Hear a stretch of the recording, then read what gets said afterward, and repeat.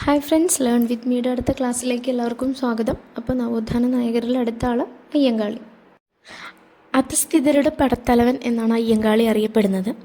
1863 August 28 Thiruvananthapuram Venganoor പെരുങ്കാട്ടുവിളയിൽ അയ്യൻ്റെയും മാലയുടെയും മകനായിട്ടാണ് Ayyankali ജനിച്ചത്. അദ്ദേഹത്തിൻ്റെ ഭാര്യയുടെ പേര് ചെല്ലമ്മ. ബാല്യകാലത്തിലുണ്ടായിരുന്ന അദ്ദേഹത്തിൻ്റെ പേര് കാളി.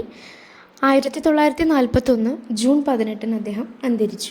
പുലയ സമുദായത്തിൽ ജനിച്ച ഈ നവോത്ഥാന നായകൻ ഇന്ത്യയിലെ ആദ്യത്തെ തൊഴിലാളി നേതാവാണ്.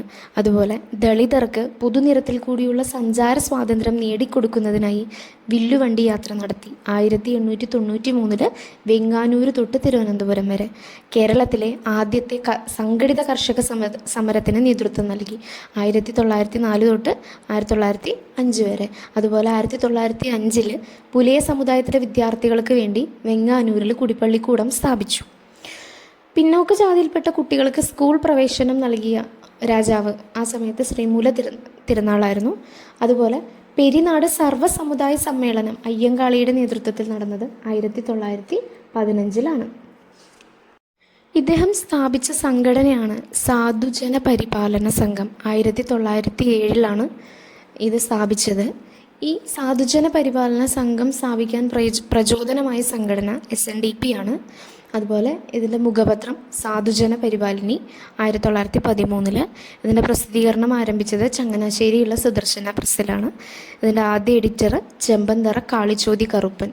അതുപോലെ ഈ സാധുജന പരിപാലന സംഘം പുലയ മഹാസഭയായിട്ട് മാറി. അത് 1938 അടുത്തത് അയ്യങ്കാളി ശ്രീമൂലം പ്രജാസഭയിലേക്ക് നാമനിർദ്ദേശം ചെയ്യപ്പെട്ടത് 1911 ഡിസംബർ 5 അപ്പോൾ ഈ ശ്രീമൂലം പ്രജാസഭയെക്കുറിച്ചിട്ട് കുറച്ച് കാര്യങ്ങൾ പറയാം.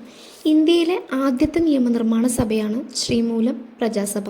ശ്രീമൂലം തിരുനാൾ പ്രജാസഭ, ശ്രീമൂലം പോപ്പുലർ അസംബ്ലി എന്നൊക്കെ ഈ ശ്രീമൂലം പ്രജാസഭ അറിയപ്പെടുന്നുണ്ട്.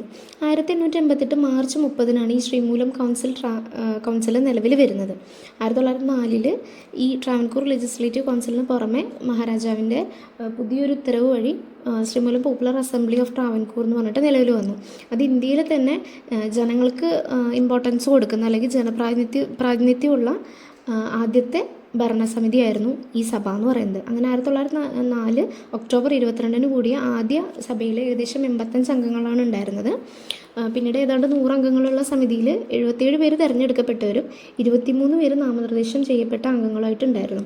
അതിൽ അവരുടെ ഒരു ക്രൈറ്റീരിയ എന്താണെന്ന് വെച്ചിട്ടുണ്ടെങ്കിൽ പ്രതിവർഷം 100 ഉറുപ്പിക കരമൊടുക്കുന്നവരോ അല്ലെങ്കിൽ 6000 രൂപ അല്ലെങ്കിൽ അതിൽ കൂടുതലോ വാർഷിക വരുമാനമുള്ള പ്രമാണിമാർക്കും മറ്റ് പ്രമുഖർക്കും മാത്രമാണ് ഈ സഭയിൽ പങ്കെടുക്കാൻ പറ്റുന്നുണ്ടായിരുന്നത്.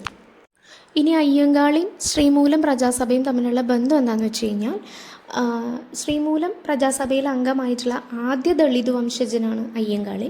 അതുപോലെ തന്നെ തുടർച്ചയായി 28 വർഷം ശ്രീമൂലം പ്രജാസഭയിൽ അംഗമായ നവോത്ഥാന നായകനും കൂടിയാണ് അദ്ദേഹം. അല്ലെങ്കിൽ ശ്രീമൂലം സഭയിൽ അയ്യങ്കാളി പങ്കെടുത്തത് എന്തിനാണെന്ന് വെച്ചിട്ടുണ്ടെങ്കിൽ അടിച്ചമർത്തപ്പെട്ട പിന്നോക്കം നിൽക്കുന്ന ആളുകളുടെ അവകാശങ്ങൾക്കായിട്ട് ശബ്ദമുയർത്താനും അതുപോലെ തന്നെ അവർക്ക് സഞ്ചാര സ്വാതന്ത്ര്യം, വിദ്യാഭ്യാസം ഇങ്ങനെയുള്ള അവകാശങ്ങളൊക്കെ നേടിയെടുക്കാനായിരുന്നു അദ്ദേഹം ഈ ഒരു ശ്രീമൂലം പ്രജാസഭ ഉപയോഗിച്ചിട്ടുണ്ടായിരുന്നത്. തിരുവിതാംകൂറിലെ പിന്നോക്ക വിഭാഗങ്ങളുടെ സാമൂഹിക ഉന്നമനത്തിന് വേണ്ടിയിട്ട് ഒരു നിയമനിർമ്മാതാവ് എന്നുള്ള നിലയിലാണ് അദ്ദേഹം ഈ ഒരു വേദി ഉപയോഗിച്ചത്. അതുപോലെ തന്നെ അവിടുത്തെ നിയമനിർമ്മാണ സഭകളിൽ ദളിതരുടെ ഒരു ശബ്ദമായി മാറുകയാണ് അദ്ദേഹം ചെയ്തിട്ടുണ്ടായിരുന്നത്. ഈ പ്രജാസഭയിൽ വില്ലുവണ്ടി യാത്ര പോലുള്ള സമരങ്ങളിൽ കൂടെയൊക്കെ നേടിയെടുത്ത സഞ്ചാര സ്വാതന്ത്ര്യം അതുപോലെ വിദ്യാഭ്യാസ അവകാശം ഇതിനെക്കുറിച്ചിട്ടുള്ള ആവശ്യങ്ങളൊക്കെ അദ്ദേഹം ആ സഭയിൽ ഉന്നയിക്കുകയുണ്ടായി.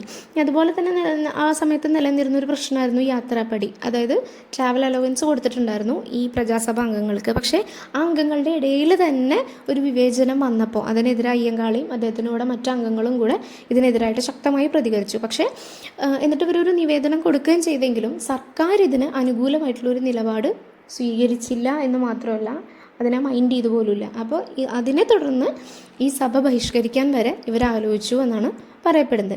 അങ്ങനെ ഈ അയ്യങ്കാളിയുടെ ഇടപെടലുകൾ തിരുവിതാംകൂറിലെ സാമൂഹിക രാഷ്ട്രീയ രംഗത്ത് വലിയ മാറ്റങ്ങൾ വരുത്തുകയും പിന്നോക്ക വിഭാഗങ്ങളുടെ ഉന്നമനത്തിന് വഴിതെളിക്കുകയും ചെയ്തിട്ടുണ്ടായിരുന്നു.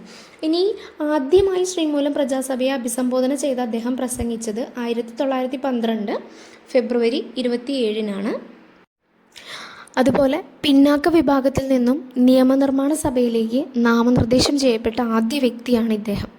ഇനി ഗാന്ധിജിയും അയ്യങ്കാളിയും കണ്ടുമുട്ടിയത് 1937 അതായത് ക്ഷേത്രപ്രവേശന വിളംബരം നടത്തിയതിന് തിരുവിതാംകൂർ മഹാരാജാവിനെ അഭിനന്ദിക്കാൻ എത്തിയതാണ് മഹാത്മാഗാന്ധി. അതിന് പിന്നിലെ അയ്യങ്കാളിയുടെ പ്രവർത്തനം മനസ്സിലാക്കിയിട്ടാണ് അദ്ദേഹം അയ്യങ്കാളിയെ സന്ദർശിച്ചത്. അയ്യങ്കാളിയുടെ വാക്കുകളാണ്: ഞാനിതാ പുലയ ശിവനെ സ്ഥാപിക്കുന്നു.